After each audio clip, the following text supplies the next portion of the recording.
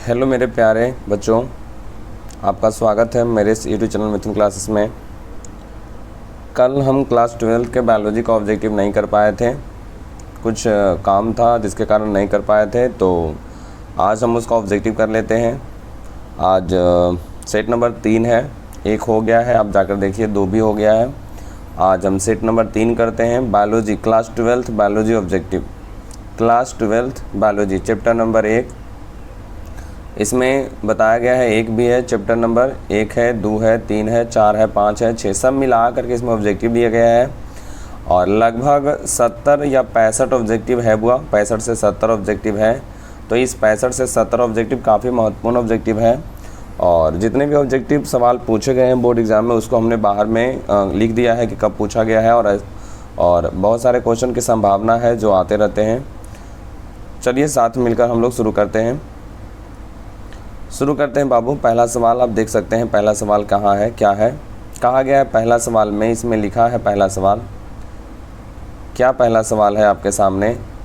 कहा गया है कि भ्रूणपोष वाले बीजों को क्या कहते हैं? भ्रूणपोष वाले बीजों को कहा जाता है एंडोस्पर्मिक, जिसको हिंदी में कहते हैं बाबू क्या? भ्रूणपोषी कहते हैं, भ्रूणपोषी एंडोस्पर्मिक कहते हैं। Option number D. भ्रूणपोष की हम बात करें तो भ्रूणपोष जो होता है ना, त्रिगुणी संरचना होता है, जिसको हम लोग लिखते हैं 3N से लिखते हैं। यहाँ लिखा हुआ भ्रूणपोष, एक बार आता है बुआ भ्रूणकोष आता है, यहाँ हमने लिखा भ्रूणकोष लिखा, और यहाँ क्वेश्चन है भ्रूणपोष से रिलेटेड, तो हमने लिखा भ्रूणपोष क्या है, तो भ्रूणकोष क्या है? कोष। तो भ्रूणकोष होता है बाबू, याद रखना 7 कोशिका होती है भ्रूणकोष में, याद रखना, और 8 केंद्रक पाए जाते हैं। ऑब्जेक्टिव में ये सवाल पूछा गया कि भ्रूणकोष जो संरचना है ना, क्या हमने कहा बाबू? हम यहाँ देखो भ्रूणपोष था, तो आंसर होगा एंडोस्पर्मिक। हम बोल रहे हैं क्या बुआ? भ्रूणकोष बोल रहे हैं, भ्रूणकोष बोल रहे हैं। तो भ्रूणकोष में याद रखना 7 कोशिका होते हैं और 8 क्या होते हैं? केंद्रक होते हैं। अगले सवाल की ओर चलते हैं। किसमें स्वपरागन की क्रिया होती है? किसमें स्वपरागन की क्रिया होती है? स्वपरागन की क्रिया जब भी होती है तो द्विलिंगी पौधों में स्वपरागन की क्रिया होती है। तो ऑप्शन नंबर हो जाएगा बी। देखो 2019 का सवाल है, 2019 का, 2018 का, मतलब लगभग सवाल बाबू पूछा गया है। अगला सवाल का था अगुणित भ्रूणपोष। अगुणित भ्रूणपोष निम्नलिखित में से किसकी विशेषता? मतलब अगुणित भ्रूणपोष किस में पाए जाते हैं? आवृत बीजी में, या अनावृत बीजी में, या फफूंद में, या शैवाल में? तो अनावृत बीजी में पाया जाता है, जिसको हम लोग कहते हैं जिम्नोस्पर्म भी कहते हैं बुआ। तो अनावृत बीजी में पाया जाता है, जिम्नोस्पर्म कहते हैं बुआ। किसमें कौन कायिक प्रवर्धक नहीं है? मतलब किसके द्वारा कायिक प्रवर्धक नहीं होता है? तो सबसे पहले अगर हम समझाएं कायिक प्रवर्धक क्या होता है। कायिक प्रवर्धक का मतलब होता है कि अगर किसी पौधे का विकास बीज से ना होकर तना से होता है, या जड़ से होता है, या पत्ती से होता है, तो उसको हम लोग कहते हैं कायिक प्रवर्धक कहते हैं। मतलब बीज से ना होगा लेकिन तना से हो सकता है, जड़ से होता है, पत्ती से हो सकता है, तो उसको हम लोग कहते हैं कायिक प्रवर्धक। तो सवाल यहाँ ये है कि कायिक प्रवर्धक किस में नहीं होता है? प्रकंद में होता है, चूसक में होता है, जिसको सकर कहते हैं इंग्लिश में बाबू, शाखा के द्वारा होवे करता है, चल बीजाणु के द्वारा कायिक प्रवर्धक नहीं होता। ऑप्शन नंबर हो जाएगा डी। अगले सवाल की ओर आइए। किस एग्जाम्पल में क्या लिखता है कि कौन सा फल कूट फल है? कौन सा फल कूट फल है? तो याद रखना कूट फल का एग्जाम्पल यहाँ सेव हो जाएगा, ऑप्शन नंबर डी हो जाएगा। अगले सवाल की ओर आइए। क्या कहता है? आतर्व चक्र या मेंस्ट्रुअल साइकिल के दौरान गर्भाशय का कौन सा स्तर टूट कर रक्त के रूप में शरीर से बाहर निकलता है? परिगर्भाशय मतलब बाहर वाला, गर्भाशय का पेशी स्तर का मतलब बीच वाला, गर्भाशय का अंत स्तर मतलब अंदर वाला, या इनमें से कोई नहीं। तो गर्भाशय का अंत वाला भाग जो होता है ना, उसमें से जो होता है वो टूट करके शरीर से क्या होते हैं? बाहर होते हैं, रक्त के रूप में बाहर होते हैं। अगला सवाल की ओर आइए। अगले सवाल की ओर है कि किस ग्रंथि को अल्पकालिक, मतलब जिसको टेम्पररी अंतःस्रावी ग्रंथि भी कहते हैं? टेम्पररी अल्पकालिक टेम्पररी ग्रंथि किसे कहते हैं? कॉपर को, पुरस ग्रंथि को, या शुक्राशय को, या कॉर्पस लुटियस को? तो कॉर्पस लुटियस को ही कहा जाता है कौन ग्रंथि? अल्पकालिक ग्रंथि। कॉर्पस लुटियस से निकलने वाला जो हार्मोन होता है वो होता है प्रोजेस्टेरॉन हार्मोन। याद रखना बाबू, प्रोजेस्टेरॉन हार्मोन निकलता है कहाँ, कॉर्पस लुटियस निकलता है। और इसी कॉर्पस लुटियस को या पीतपिंड भी कहते हैं। क्या कहते हैं, पीतपिंड कहते हैं। तो ऑब्जेक्टिव में याद रखिएगा। चलें आगे, अंडाशय से, कहाँ से, अंडाशय से। तो अंडाशय जो होता है ना वो मादा का भाग है। किसका भाग है, मादा का भाग, जिसकी संख्या 2 होती है। तो अंडाशय से अंडाणु के बाहर निकलने की क्रिया को क्या कहते हैं, अंडोत्सर कहते हैं या शुक्रजनन कहते हैं या दोनों कहते हैं या कोई नहीं, तो अंडोत्सर कहते हैं। और अंडोत्सर की क्रिया जो होती है ना 14वें दिन देखी जाती है, 14वें दिन होती है। ऑब्जेक्टिव में सवाल वो याद रखना। अगले सवाल, एस्ट्रोजन, एस्ट्रोजन हार्मोन के कारण मादा के आंतरिक जननांगों में कुछ चक्रीय परिवर्तन होता है, जिसे क्या कहते हैं।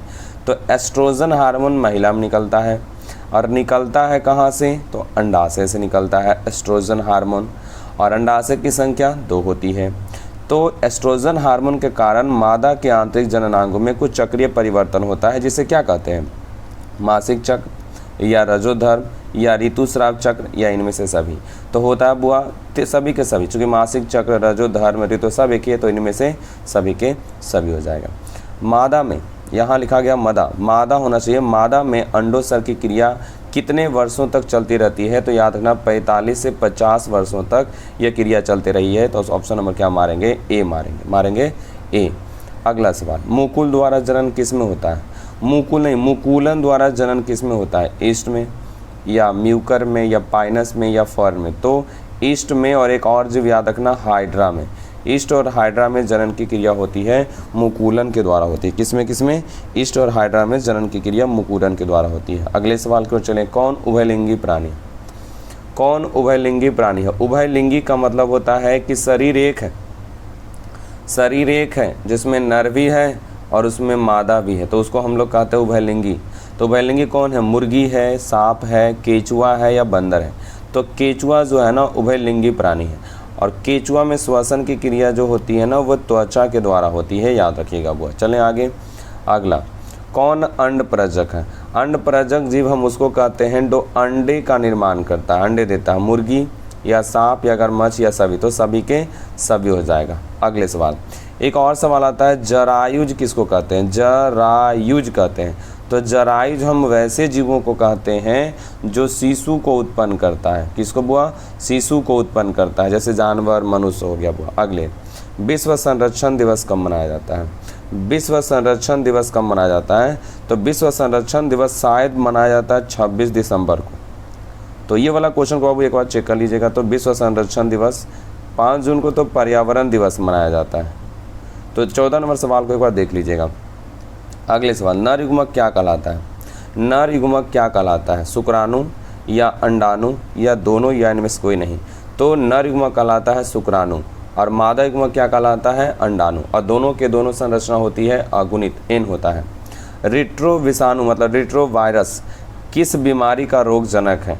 रेट्रो विषाणु या वायरस जो होता है ना वह किस बीमारी का रोग जनक है, फाइलेरिया का, सिफिलिस का, एड्स का कि कोई नहीं। तो एड्स कब हुआ, एड्स का, एड्स बीमारी होता है इसी रेट्रो वायरस के कारण या HIV वायरस के कारण, HIV human immuno deficiency virus के कारण होता है। अगले सवाल की ओर है, संतानोत्पत्ति, संतानोत्पत्ति के नियंत्रण के क्या उपाय हैं। संतानों के उत्पत्ति का नियंत्रण अगर करना चाहते हैं तो उसके लिए क्या उपाय है, हार्मोनल विधियां हैं या प्राकृतिक विधियां या यांत्रिक विधियां, इनमें से सभी। तो सभी के सभी हुआ जो संतान की उत्पत्ति के नियंत्रण के लिए उपाय किया जाता है। 17 के बाद 18 नंबर सवाल में क्या कहते हैं। 18 नंबर सवाल आपके सामने देख लेते हैं। 18 नंबर सवाल आ गया वो 18 नंबर सवाल। 18 नंबर क्वेश्चन में आपके सामने लिखा है, क्या लिखा गया है कि मानव के द्वारा कौन सी सबसे बड़ी कठिनता का सामना किया जा रहा है। मतलब मानव आज कौन सी कठिनता का सबसे बड़ा सामना कर रहा है, जनसंख्या विस्फोट का, ओजोन परत के क्षरण का या प्राकृतिक स्रोत के क्षरण के या मृदा अपरदन का। तो जनसंख्या विस्फोट का यह सबसे बड़ा हुआ, जनसंख्या विस्फोट का। अगला, जनसंख्या का अध्ययन क्या कहलाता है, कोलोग्राफी, मनोजीव विज्ञान या बायोग्राफी या डेमोग्राफी या जनसांख्यिकी। तो डेमोग्राफी या जनसांख्यिकी मारना, ऑप्शन नंबर डी मारिएगा। अगले सवाल की ओर आए तो 20 नंबर क्वेश्चन में क्या लिखता है कि कौन सी तकनीकी पुरुषों से संबंधित है। कौन सी तकनीकी पुरुषों से संबंधित है? तो पुरुषों से संबंधित है वासेक्टोमी। वासेक्टोमी याद रखना। वासेक्टोमी को कहा गया शुक्रवाहिका उच्छेदन। क्या कहा गया? शुक्रवाहिका उच्छेदन कहा जाता है हिंदी में। इंग्लिश में कहते हैं वासेक्टोमी और हिंदी में कहते हैं शुक्रवाहिका उच्छेदन कहते हैं। तो देखो ना क्या क्वेश्चन में लिखा है, क्या क्वेश्चन में लिखा है? लिखा है कौन सी तकनीक पुरुषों से संबंधित है? मुखीय गोली, ट्यूबेक्टोमी या वासेक्टोमी या इनमें से कोई नहीं। तो आंसर क्या हो जाएगा बाबू? वासेक्टोमी। क्या हो जाएगा? वासेक्टोमी। अगला सवाल क्या है? कौन सी तकनीक स्त्री से संबंधित है? तो स्त्री से संबंधित है बाबू ट्यूबेक्टोमी। और ट्यूबेक्टोमी को हिंदी में कहते हैं नलिका उच्छेदन कहते हैं। हिंदी में क्या कहते हैं इसको? नलिका उच्छेदन कहते हैं, नलिका उच्छेदन कहते हैं। अगले सवाल, जन्म से पहले भ्रूण को जांचने की विधि का नाम क्या है? जन्म से पहले भ्रूण को जांचने की विधि क्या नाम है? लेप्रोस्कोमी, एमनियोसेंटेसिस या विरेचन या कोइटस इंटरप्शंस। तो याद रखना एमनियोसेंटेसिस। क्या बाबू? एमनियोसेंटेसिस। जन्म से पहले भ्रूण को जांचने की विधि का नाम है एमनियोसेंटेसिस। तो ऑप्शन नंबर हो जाएगा बी हो जाएगा। परखनली शिशु के संबंध में कौन सा कथन सत्य है? परखनली शिशु के संबंध में कौन सा कथन सत्य है? तो याद रखना परखनली शिशु के संबंध में कथन क्या सत्य है? तो निषेचन की क्रिया होती है कहाँ बुआ? तो परखनली में। जब परखनली में निषेचन हो जाता है तो वहाँ जो जायगोट बनता है उसको लाते हैं बाबू कहाँ? चाहे लाते हैं फैलोपियन नलिका में या चाहे हम लोग लाते हैं कहाँ? गर्भाशय में। तो सवाल देखते हैं क्या था और इसका आंसर क्या आ रहा है। तो पहला है ऑप्शन में कि मादा के जननांग में निषेचन होगा। क्या बाबू जननांग में निषेचन होता है? नहीं, हमने कहा परखनली में निषेचन होता है। जन्म से पहले शिशु को इनक्यूबेटर में रखा जाता है? नहीं, ये भी गलत है। जननांग से बाहर निषेचन मतलब शरीर से बाहर क्या? निषेचन। चलो ठीक है। तथा गर्भाशय में परिवर्धन, सही बात। निषेचन हो गया तो उसको लाकर गर्भाशय में परिवर्धन करते हैं। तो ऑप्शन नंबर हो जाएगा सी हो जाएगा। बैक्टीरिया या जीवाणु का खोज किसने किया था? तो बैक्टीरिया जीवाणु का खोज किसने किया? लुई पास्चर या एंटोनी वान लीeuwenhoek या रॉबर्ट हुक या इनमें से सभी? तो याद रखना लीeuwenhoek ने किया था, एंटोनी वान लीeuwenhoek ने किया था, याद रखना। और कहाँ से किया था? तो शायद वर्षा के जलों से। कहाँ से? वर्षा के जलों से किया था। अगले सवाल की ओर आइए। मानव जनसंख्या वृद्धि को नियंत्रित करने के लिए चिकित्सीय विधि द्वारा वृषण को हटाया जाना क्या कहलाता है? वृषण को हटाया जाना क्या कहलाता है? तो कहलाता है बंधियाकरण। याद रखना ऑप्शन नंबर ए हो जाएगा, बंधियाकरण कहलाता है। 26 नंबर सवाल में लिखता है, 26 नंबर सवाल में क्या लिखता है? Pox virus, adeno virus, hepatitis B, papilloma virus, इन सभी में वायरसों में आनुवांशिक पदार्थ कौन होता है? आरएनए, डीएनए या दोनों या इनमें से कोई नहीं? तो होता है क्या बुआ? डीएनए होता है। कौन होता है? डीएनए होता है। जनसंख्या विस्फोट का क्या कारण है? अधिक व्यवसाय, युद्ध की कमी, अच्छा स्वास्थ्य या अधिक उपज? तो अच्छा स्वास्थ्य हो जाएगा, क्योंकि बहुत अच्छा स्वास्थ्य रहेगा तभी जनसंख्या विस्फोट हो सकता है। सवाल नंबर 28 में क्या लिखता है कि शुक्राणु के शीर्ष पर टोपीनुमा संरचना को क्या कहते हैं? शुक्राणु के शीर्ष पर टोपीनुमा जो संरचना होती है उसको पूंछ कहते हैं या एक्रोसोम कहते हैं या दोनों या इनमें से कोई नहीं? तो उसको एक्रोसोम कहते हैं। क्या कहते हैं? एक्रोसोम। और एक्रोसोम को कहा जाता है अग्रपिंडक कहा जाता है। एक्रोसोम को क्या कहा जाता है? अग्रपिंडक कहा जाता है। मानव के युग्मक में, किसमें? मानव के युग्मक में कितने गुणसूत्र होते हैं? यहाँ देखो बुआ युग्मक लिखा, तो युग्मक में बात करें तो युग्मक होता है एगो शुक्राणु और एगो होता है युग्मक होता है अंडाणु। तो अंडाणु होता है मादा में, शुक्राणु होता है नर में। इसमें भी 23 गुणसूत्र होते हैं, इसमें भी 23 गुणसूत्र होते हैं। तो यहाँ लिखा मानव के युग्मक, लेकिन ये नहीं बताया कौन नर है, कौन नर है कि मादा है। तो चाहे नर हो चाहे मादा हो, युग्मक में गुणसूत्रों की संख्या कितना होगी? हमेशा 23। कितना होगा? हमेशा 23। लेकिन अगर यही सवाल आ जाता कि मानव के युग्मनज में कितने होते हैं, युग्मनज में कितने होते हैं? तो युग्मनज में होते हैं बाबू 46 गुणसूत्र होते हैं, जिसको हम लोग लिखते हैं कोचे से 2n से लिखते हैं। सवाल नंबर 30 में क्या लिखता है? सवाल नंबर 30 में लिखता है कि मॉर्निंग आफ्टर पिल से गर्भाशय को रोका जा सकता है कितने घंटों के अंदर? मॉर्निंग आफ्टर पिल से गर्भाशय को रोका जा सकता है, सॉरी गर्भाधारण को, गर्भाधारण लिखा हुआ, गर्भाधारण को रोका जा सकता है कितने घंटों के अंदर? तो आंसर रहेगा वो 72 घंटों के अंदर रोका जाता है। कितने घंटों के अंदर? 72 घंटों के अंदर रोका जाता है। 31 नंबर क्वेश्चन में क्या लिखा? 31 नंबर में लिखता है जीवन काल निर्भर नहीं करता है। चूँकि अलग अलग जीवों का जीवन काल अलग अलग होता है, तो किस पर निर्भर नहीं करता है? आकार पर या आकृति पर या दोनों या इनमें से कोई नहीं। तो जीवन काल निर्भर नहीं करता है बाबू, याद रखना, आकार पर भी और आकृति पर भी, इनमें से दोनों हो जाएगा, दोनों के दोनों, या आकार और आकृति पर जीवन काल निर्भर नहीं करता है, याद रखिएगा बुआ। अगला, अमर किसे कहा गया? अमर किसे कहा गया? कछुआ को या तोता को या अमीवा को या बत्तख को? तो अमीवा को अमर कहा गया, मतलब एक कोशिकीय जो प्राणी होते हैं ना, उन्हें कोशिकीय प्राणी को अमर कहा गया, तो अमीवा को अमर कहा गया। अगला क्वेश्चन आपके सामने क्या नज़र आ रहा है? जंतु जो शिशुओं को जन्म देते हैं, कुछ देर पहले हमने कहा था कि जो जंतु शिशु को जन्म देते हैं उसको अंडज कहते हैं या जरायुज कहते हैं या उभयचर या द्विलिंगी, तो उसको हम लोग उभयचर कहते हैं, सॉरी उभयचर बोल रहे हैं, जरायुज कहते हैं बाबू। क्या क्या हो जाता है, कभी कभी बातों से निकल जाता है, जरायुज कहते हैं उसको। क्या कहते हैं? जरायुज। जरायुज जो होते हैं ना वो शिशु को जन्म देते हैं, जरायुज जो होते हैं ना वो शिशु को जन्म देते हैं। चलिए बाबू अगले सवाल में आइए। कहता है चूहा, चूहा में कितने गुणसूत्र होते हैं? वो जो छोटिकना जो चूहा हो ना, चूहा कोई छोटा बड़ा चूहा होता है, कोई छोटा चूहा होता है। तो छोटा चूहा में 40 गुणसूत्र होता है, तो बड़का चूहा में 42। इसका ऑप्शन नंबर हो जाएगा ए हो जाएगा, वो 42 गुणसूत्र होते हैं। कितने गुणसूत्र होते हैं? 42 गुणसूत्र होते हैं। अगले सवाल की ओर आए। हमने 34 क्वेश्चन किया बुआ। इस 34 क्वेश्चन में आप लोगों को बताना चाहिए था कि कितना सही गया कितना गलत गया। चलते हैं अगले सवाल की ओर। 35 नंबर क्वेश्चन क्या कहता है? 35 नंबर क्वेश्चन आप लोग कमेंट बॉक्स में करके बताते नहीं हैं बुआ कि कितना सही गया कितना गलत गया, कैसा वीडियो है, आवाज़ कैसा है, पढ़ाने का तरीका कैसा है, तब ना अच्छा लगता है कि हाँ तरीका सही है या गलत है या कहीं पर कुछ ऐसा है, तो बेहतर लगता है ना। बताइएगा तब तो हम उसको सुधार पाएंगे। चलते हैं बाबू आगे चलते हैं। क्या कहता है क्वेश्चन आगे? बच्चों में मंगोलिज्म या डाउन सिंड्रोम होने का क्या कारण है?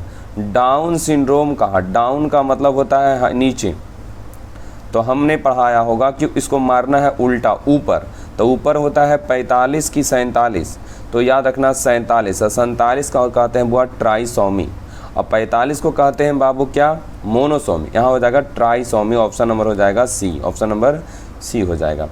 किसी परिवार की अनेक पीढ़ियों के लक्षणों का विश्लेषण क्या कहलाता है? किसी परिवार की अनेक पीढ़ियों के लक्षणों का विश्लेषण क्या कहलाता है? वंशावली विश्लेषण या मेंडल विश्लेषण या पन्नेट विश्लेषण या इनमें से कोई नहीं, तो कहते हैं वंशावली विश्लेषण, जिसको इंग्लिश में कहते हैं पेडिग्री एनालिसिस कहते हैं। अधिकांश उत्परिवर्तन कैसे होते हैं? अप्रभावी, हानिकारक, जननीय या सभी? तो अप्रभावी होते हैं। कैसे होते हैं? अप्रभावी होते हैं। अगले सवाल की ओर आते हैं। 38 नंबर सवाल कहता है बाई गुणसूत्र पर उपस्थित जीन क्या होता है? बाई गुणसूत्र पर जो उपस्थित जीन होता है उसको क्या कहते हैं? उत्परिवर्ती जीन या ऑटोसोमल जीन या होलेंड्रिक जीन या लिंग संलग्न जीन? तो उसको होलेंड्रिक जीन कहा जाता है, option number C, holandric gene कहा जाता है। अगले सवाल को आते हैं। एक प्रबल म्यूटेशन क्या होता है? तो प्रबल म्यूटेशन मतलब उत्परिवर्तन होता है एक्स किरणें, याद रखना, ऑप्शन नंबर डी याद रखना। 40 नंबर क्वेश्चन में क्या कहता है? लिखा है कि पूर्ण प्रभाविता, पूर्ण नहीं होना चाहिए था यहाँ, और चलो पूर्ण लिखा तो यहाँ देखो अनुपस्थित लिखा, अनुपस्थित, तो पूर्ण लिखा तो अनुपस्थित लिखा, अपूर्ण लिखता तो उपस्थित लिखता। तो मिराबिलिस जलापा या गुलाबास, मिराबिलिस जलापा या गुलाबास, ऑप्शन नंबर हो जाएगा ए। डाउन सिंड्रोम एक है क्या? तो सबसे पहले ये हम बात कर लें कि डाउन सिंड्रोम में कितने गुणसूत्र होते हैं। तो डाउन सिंड्रोम में होते हैं 47 गुणसूत्र। एक होता है बहुआ टर्नर सिंड्रोम, तो टर्नर सिंड्रोम में कितने गुणसूत्र होते हैं? तो 45 गुणसूत्र होते हैं। एक होता है क्लाइनफेल्टर सिंड्रोम, क्लाइनफेल्टर सिंड्रोम एक होता है, क्लाइनफेल्टर सिंड्रोम, उसमें भी कितने गुणसूत्र होते हैं? 47 गुणसूत्र होते हैं। तो यहाँ क्वेश्चन क्या है, डाउन सिंड्रोम क्या है, एक प्रकार का तो गुणसूत्रीय विकार है, एक प्रकार का गुणसूत्रीय विकार है। चलते हैं 42 नंबर क्वेश्चन। 42 नंबर में क्या लिखता है कई लक्षणों को प्रभावित करने वाला जीन क्या कहलाता है। कई लक्षणों को प्रभावित करने वाला जीन क्या कहलाता है, तो सही ऑप्शन प्लियोट्रोपी कहलाता है। ऑप्शन नंबर हो जाएगा बी, प्लियोट्रोपी कहलाता है। हीमोफीलिया किस तरह की बीमारी है, वंशागत रोग है, अप्रभावी लक्षण है, या एक्स गुणसूत्र लग्न संलग्न है, या इनमें से सभी। तो हीमोफीलिया जो है ना एक प्रकार का आनुवांशिक है, आनुवांशिक हीमोफीलिया एक प्रकार का आनुवांशिक है। तो हीमोफीलिया एक प्रकार वंशागत रोग, अप्रभावी लक्षण, या एक्स गुणसूत्र संलग्न, या इनमें से सभी। तो इनमें से सभी के सभी हो जाएगा, क्योंकि एक्स गुणसूत्र संलग्न है, वंशावी रोग है, ये अप्रभावी भी हो जाए, तो इनमें से सभी के सभी मारिएगा बुआ। अगले सवाल की ओर आते हैं। किस बीमारी में पुरुष को गायनिकोमैस्टीज कहा जाता है। गायनिकोमैस्टीज का मतलब होता है कि पुरुष जो होते हैं ना वो महिला की तरह दिखने लगते हैं, उनका जो शरीर का आकार होता है वो महिला की तरह हो जाता है, तो उसको गायनिकोमैस्टीज कहते हैं। तो वो कौन सी बीमारी में, क्लाइनफेल्टर सिंड्रोम बीमारी में। क्लाइनफेल्टर सिंड्रोम में ऑप्शन नंबर हो जाएगा सी हो जाएगा। अगले सवाल की ओर आइए। उपार्जित लक्षणों के वंशागति का सिद्धांत किसके द्वारा दिया गया है। उपार्जित लक्षणों के वंशागति का सिद्धांत किसके द्वारा दिया गया है, डार्विन के द्वारा, या लैमार्क के द्वारा, या डे वरीज के द्वारा, या हैकल के द्वारा। तो दिया गया है लैमार्क के द्वारा दिया गया है, ऑप्शन नंबर हो जाएगा बी हो जाएगा। अगले सवाल की ओर आते हैं। कहता डीएनए क्या लिखता है कि डीएनए द्विकुंडली मॉडल किसने दिया। द्विकुंडली का मतलब समझना डबल हेलिक्स संरचना किसने दिया। ये जो डबल हेलिक्स संरचना है ना ये किसने दिया था, नोल एवं रस्का ने दिया, खुराना ने दिया, या वाटसन एवं क्रिक ने दिया, या प्रिस्टलिन। तो वाटसन और क्रिक ने दिया था, याद रखना वाटसन और क्रिक ने दिया। तो वाटसन और क्रिक ने बहुत सारी बातें बताया था कि ए और टी के सामने हमेशा डबल बॉन्ड होगा, जी और सी के सामने हमेशा ट्रिपल बॉन्ड होगा, बहुत सारी बताया था। एक घुमाव की लंबाई 34 एंगस्ट्रॉम होता है, डीएनए का व्यास 20 एंगस्ट्रॉम होता है, दो हाइड्रोजन बंधन के बीच की दूरी 3.4 एंगस्ट्रॉम, बहुत सारी बातें बताए थे। अगले सवाल, रानी मधुमक्खी में कितने गुणसूत्र होते हैं। तो मधुमक्खी की हम बात करें तो मधुमक्खी में 3 प्रकार की मधुमक्खी होती है। पहला नर मधुमक्खी जिसको ड्रोन कहा जाता है, दूसरा रानी मधुमक्खी जिसको मादा मधुमक्खी कहते हैं, और तीसरा जो होता है बुआ उसको श्रमिक मधुमक्खी कहते हैं जो कामगार मधुमक्खी कहलाता है। तो नर में गुणसूत्रों की संख्या 16 पाई जाती है, रानी में पाया जाता है 32 गुणसूत्र, और जो श्रमिक मधुमक्खी होता है ना उस श्रमिक मधुमक्खी में भी कितने गुणसूत्र होते हैं, 32 गुणसूत्र पाए जाते हैं। अगला सवाल कहता है कि ड्रोसोफिला में कितने गुणसूत्र हैं। ड्रोसोफिला में कितने गुणसूत्र हैं, 8 या 6 या 12 या 16। तो ड्रोसोफिला में 8 गुणसूत्र पाए जाते हैं। कितने गुणसूत्र, 8 गुणसूत्र पाए जाते हैं। सवाल नंबर 49 में क्या लिखता है, 49 में लिखा है कि लिंग निर्धारण का परीक्षण किसने किया था।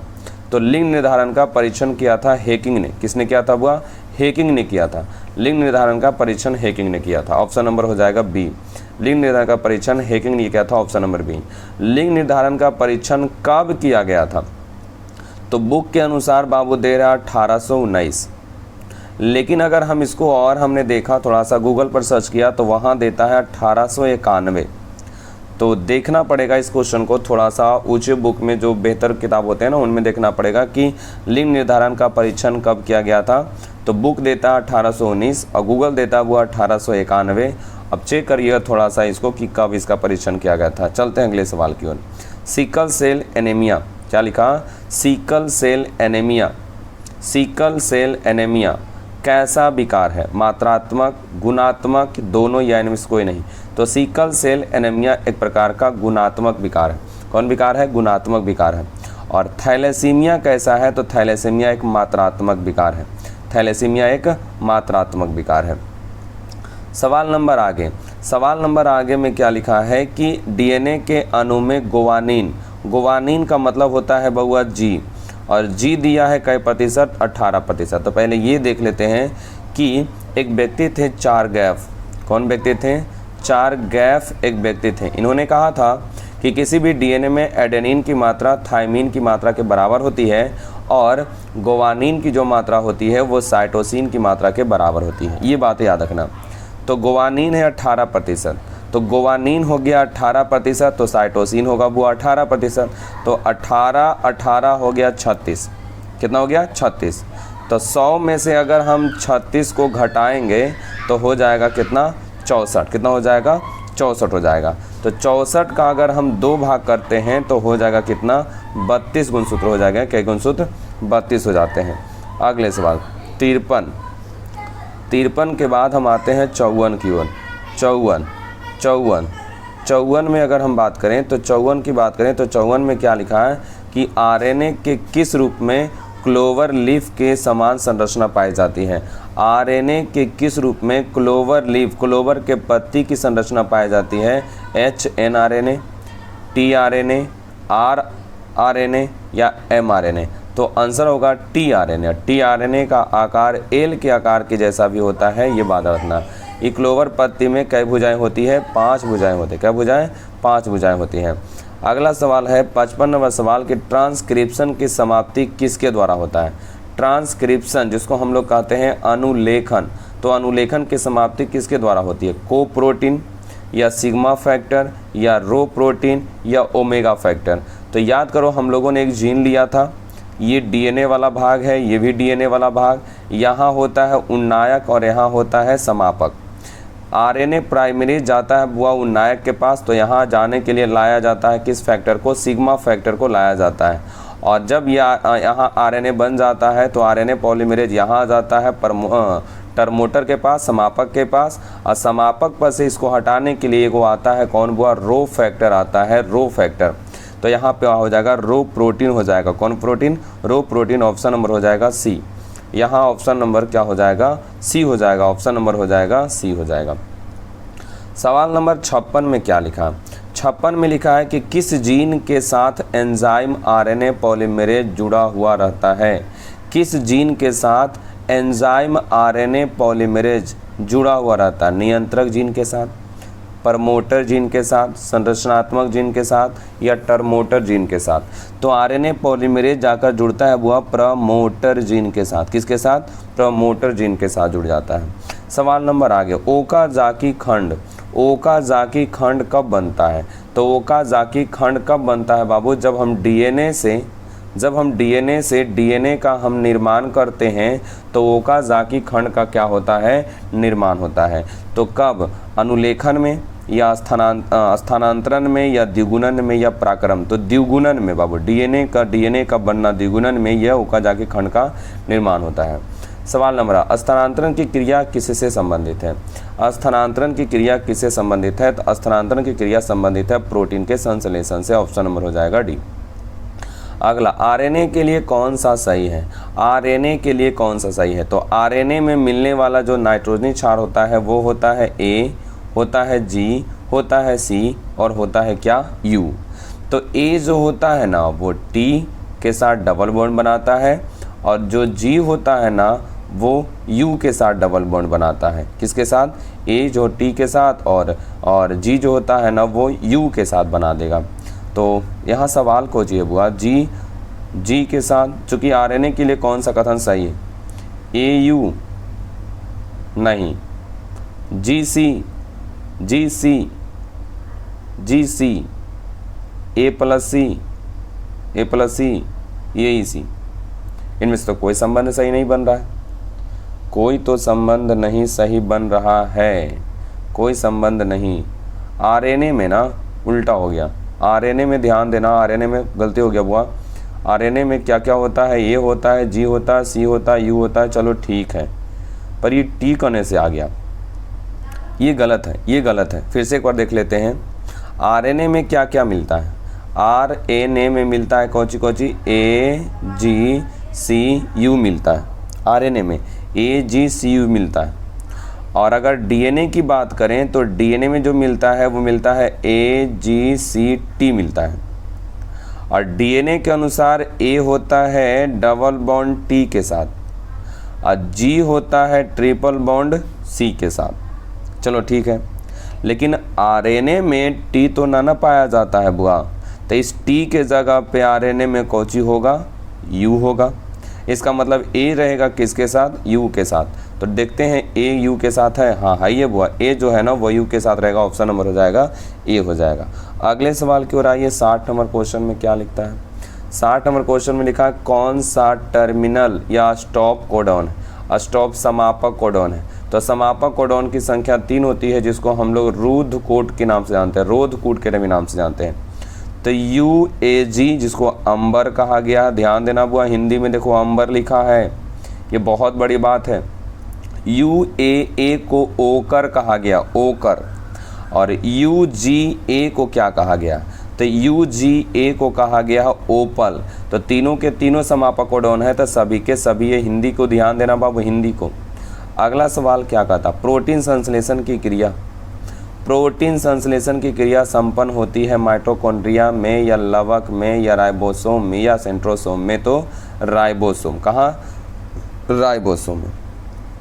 रेप्लिकेशन, रेप्लिकेशन किससे से संबंधित है, रेप्लिकेशन का मतलब डीएनए से डीएनए का निर्माण होना, डीएनए से डीएनए का क्या होना, निर्माण होना, रेप्लिकेशन। तो ऑप्शन नंबर हो जाएगा ए।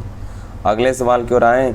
निम्नलिखित में से कौन समापक कूट है, तो समापक कूट UAA भी है, UCC गलत, ये नहीं, AUG नहीं, ये तो प्रारंभिक कूट है, GUG ये भी प्रारंभिक कूट है। तो समापक कूट ऑप्शन नंबर ए हो जाएगा, समापक कूट ऑप्शन नंबर क्या हो जाएगा, ए हो जाएगा, ऑप्शन नंबर ए हो जाएगा।